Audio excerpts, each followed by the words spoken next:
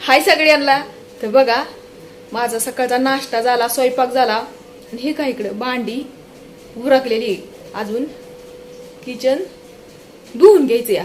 त्याच्या पहिलं तुम्हाला एक गोष्ट दाखवते मी. थांबा, पाठीमागच्या कॅमेऱ्याने दाखवते. ह्या बघा, दिसतंय का तुम्हाला? कदाचित तुम्हाला दिसत नसणार आहे, कारण मलाच्या कॅमेऱ्यामध्ये पुसूट पुसूट दिसतंय. तर थोडक्यात मी तुम्हाला सांगते इथं काय आहे ती. तर ह्या बघा, हे जे आहे ना, तर हे भांडी घासलेलं पाणी आहे. आणि भांडी कुठं घासल्या तर इकडं किचन मध्ये. आणि पाणी सगळं आलंय हिथं खाली. आता कुठून आलंय तर ह्या बघा, इकडं बेसन दिसतंय का? अगं हिथून आलेलं आहे. तर आता हे पाणी कशामुळे येतंय हे मी तुम्हाला थोडक्यात सांगते. तर एकदा मी त्या मेकॅनिकलला बोलावलं होतं बरं का. तर तो मेकॅनिकल मला काय म्हणला की जो खालचा पाईप आहे का नाही, तो जे बेसन मधलं पाणी जातंय तो पाईपच बारीक आहे. जेवढा पाईप पाहिजे तेवढा पाईप नाही, तो लय बारीक पाईप आहे. त्यामुळं ते पाणी काय होतंय तिथून येतं या. बरं, सगळं प्रयत्न केलेत मी. गरम पाणी टाकलं या, आणि ती पावडर येते का नाही, ती 2-3 दिवसाला मला टाकायला लागते. 2 पावडरच्या पुढे टाकायला लागतात. ते 30-30 रुपयाला आहेत बेसनच्या, नाही का पावडर असतात मेडिकल मध्ये भेटतात.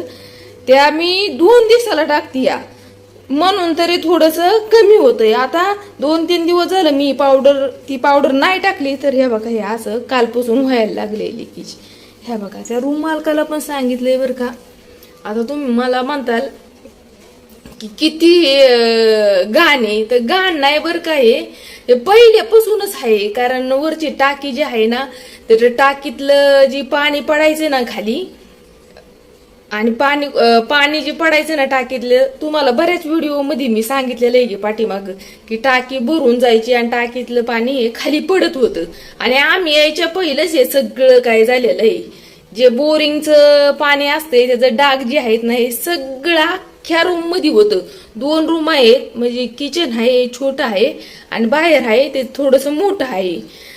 तर ते आणि हे किचन हे काय, ह्या बघा, अख्खं असलं डाग होतं. मी बाहेरचं किचन आहे ना पूर्ण पांढरं शुभ्र क्लीन केलेलं आहे. आता हिथलं राहिलं या, तर हिथलं पण थोड्या दिवसांनी मी करणार आहे क्लीन, पण आताच नाही करणार क्लीन. तर तुम्हाला असं घाण वाटत असेल, म्हणजे असं गचाळपणा दिसत असेल, पण हे घाण नाही बरं का. मी आता थोड्या वेळाने पुसून पण घेणार आहे. तर ते पहिलंच बोरिंगचं डाग आहेत, सगळं बोरिंगच्या पाण्याचं डाग आहेत ना, ते सगळं पहिलंच आहेत. म्हणजे मी यायच्या पहिलंच आहेत, ते मी नाही केलेलं. तर हे बघा, असं इकडं सगळं रोज मला सकाळ संध्याकाळ हा डोक्याला तापच झालाय, नुसता तापच होतो या. आता तुम्ही म्हणताल की रूम मालकाला सांगा म्हणून. आता त्या रूम मालकाला काय काय म्हणून सांगायचं? ही बिल्डिंग आहे ना, ती त्या नवीन रूम मालकाने घेतलेली आहे. पहिला जे आमचा रूम मालक होता ना, तर तो रूम मालक होता तेव्हा मी आले होते राहायला. आणि ही परतच्या म्हणजे नवीन मालक जे आलाय ना आता आमचा, तर त्याला किती प्रॉब्लेम सांगितले, तर त्यांनी तरी 2-4 प्रॉब्लेम सॉल्व्ह केलेले आहेत. बरेच प्रॉब्लेम येते असं इथं. तर त्यांनी 2-4 प्रॉब्लेम सॉल्व्ह केलेले आहेत. मग सारखंच आपल्याला पण सांगायला चांगलं वाटत नाही ना. आता कालच्याला मी दाखवलेलं आहे पाणी येतंय म्हणून खाली. तर ते रूम मालक म्हणला ही असली बेसनची जाळी बसवा. तर जाळी आणली, हे बघा, तरी पण आहे तेच प्रॉब्लेम चालू आहे. आता ह्याला काय करता येईल तर मला नक्की कमेंटद्वारे सांगा बरं का. आता तुम्ही म्हणताला आम्हाला कशाला दाखवते या, तर तुम्हाला ह्यासाठी दाखवते. तर तुम्हाला काय ह्याच्यातलं माहिती असलं की काय करता येईल तर नक्की मला कमेंटद्वारे सांगा. कारण की ना, मी बघा सगळं प्रयत्न केलेलं इथं. गरम पाणी केलंय, त्यातली सगळी मला थोडंफार येतं बरं का असं काम करायला बेसनचं याचं. तर मग मी त्यातली सगळी घाण काढलेली आहे. म्हणजे जेवढं माझ्याकडून होईल तेवढं मी केलेलं आहे. पण काय ते प्रॉब्लेम ते खाली पाईपामध्येच आहे. तो प्लंबर जे आहे ना, त्याने बरोबर मला सांगितलं, ते पटलंय मला की ते पाईपामध्येच प्रॉब्लेम आहे. पाईपच जेवढं पाहिजे ना तेवढं नाही, म्हणजे पाणी जायला जेवढा पाईप पाहिजे तेवढं नाही. तर त्यामुळं ते म्हणला की पाईपच अख्खा बदलायला लागेल. आता ते रूम मालकाला सांगावं, तर ते रूम मालक आपलं डोकं खातोय, म्हणजे आपल्यालाच सांगतोय तुम्ही असं करा तसं करा. आता काय, रूम मालक फक्त भाडे घ्यायलाच असतात बघा, प्रॉब्लेम सॉल्व्ह नाही कोण करत. तर रूम घेताना ना लय चांगली बघायला लागती या. कारण माझं तर कसं आहे, एकदा कुठल्या रूम मध्ये मला आणून टाकली ना माझ्या नवऱ्यानी की माझा नवरा बळ सुद्धा हाल सोडत नाही. मग किती सुद्धा आडी अडचणी येऊ दे तसंच रेट होतो. आता मला तर इतकं टेन्शन आलंय, आता कसं काय बाई रोजचं कार्य आहे ना डोक्याला येऊ.